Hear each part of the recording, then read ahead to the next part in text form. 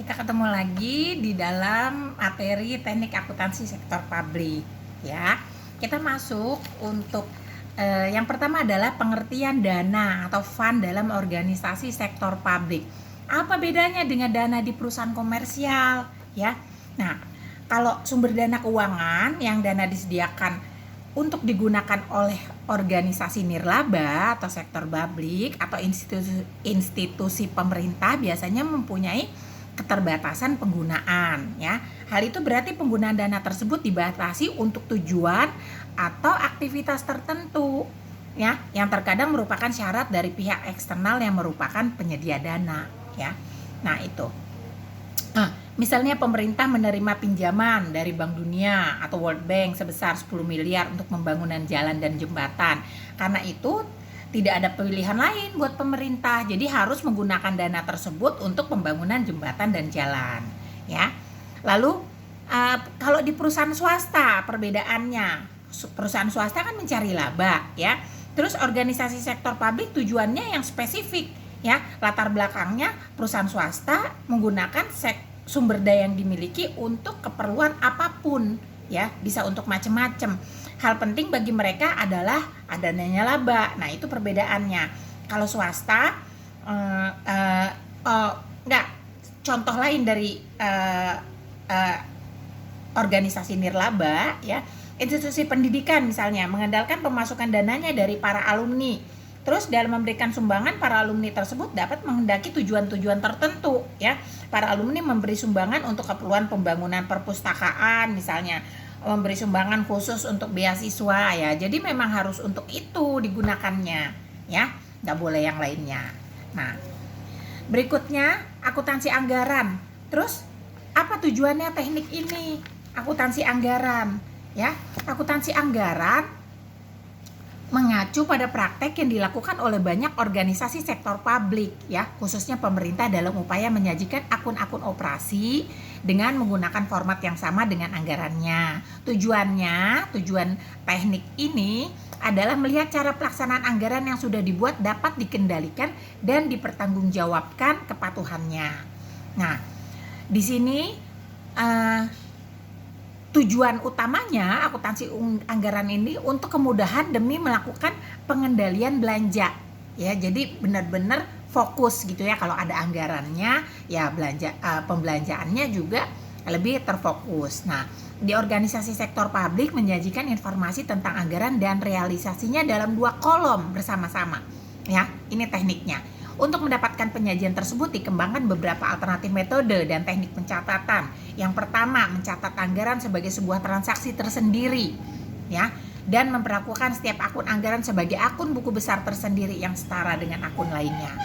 Yang kedua, mencatat anggaran sebagai sebuah transaksi tersendiri dan menempatkannya sebagai akun di buku besar pembantu di setiap akun realnya ya.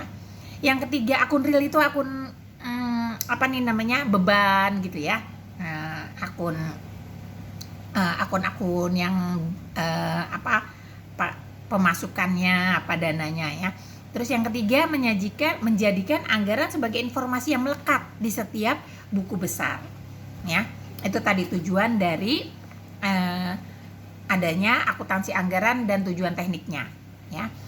Lalu keunggulan dan kelemahan teknik akuntansi komitmen ya, kelebihan dan kekurangan dan keunggulan ya, teknik akuntansi komitmen ya.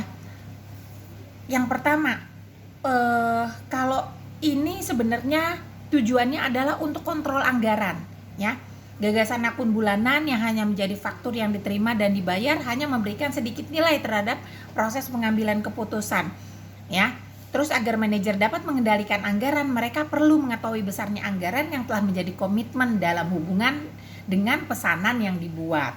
Kalau manajer hanya menerima akun-akun yang mencakup penerimaan dan pembuatan faktur, manajemen dapat mudah menjadi terlalu terpaku dan terlalu berkomitmen atau over committed pada anggarannya. Manajer yang berhati-hati tentu akan mengetahui bahwa akun tersebut tidak memasukkan pesanan yang telah dibuat, tetapi fakturnya belum diterima, dan akan membuat catatan mereka sendiri mengenai hal ini. Dengan demikian mereka tidak membuat anggaran mereka menjadi over committed Ya, pertanyaannya adalah jika informasi akuntansi ini sangat relevan untuk manajer, mengapa tidak dimasukkan ke dalam akun-akun? Ya, karena berkaitan dengan fungsi utamanya. Akuntansi komitmen berfokus pada pesanan yang telah dibuat, ya. Ya, jadi pesanan yang sudah dibuat, pesanannya diterima dan berhubungan dengan pendapatan tidak akan dicatat sampai faktur telah dikirimkan. Masalah pengendalian anggaran tidak mempengaruhi pendapatan dengan cara yang sama seperti halnya ia mempengaruhi beban. Nah, itu. Kalau kekurangannya, ya, ketika organisasi menerapkan akuntansi berbasis akrual, terdapat potensi masalah lain yang terkait dengan pelaksanaan akuntansi komitmen. Contohnya, kalau ada manajer yang anggarannya masih di bawah batas maksimal sebulan sebelum akhir tahun anggaran, ya, manajer mengetahui adanya level normal dari pembelanjaan akan membuat pengeluaran anggaran terlalu rendah atau underspend, dan hal ini dapat menyebabkan anggaran tahun berikutnya menjadi berkurang. Ya, dalam akuntansi akrual, untuk memastikan bahwa seluruh anggaran dibelanjakan, pesanan tambahan akan diajukan dan faktur akan diterima dan dicatat. Ya.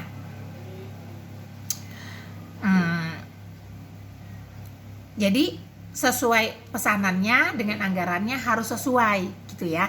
Jadi benar-benar anggaran ini dapat dipergunakan secara maksimal. Ya.